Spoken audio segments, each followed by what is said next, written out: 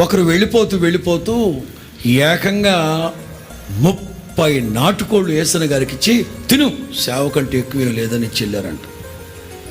ఆయన అనుకున్నారట, నాటుకోడి ఒక్క కోడి తింటేనే ఏడు చేసి మామూలుగా ఉండదు వ్యాపారం. 50 కోళ్ళు తిన్న 30 కోళ్ళు తిన్నాడు సచ్చి ఊరుకుంటామని.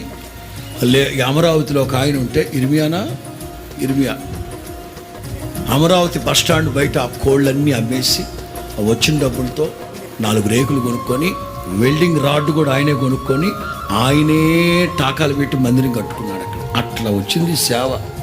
ఇవాళ ఇంత వైభవము, ఆశీర్వాదం అని మీరు చూస్తున్నారే, దీని వెనక ఈ నాయకుని కఠోరమైన శ్రమ ఉంది.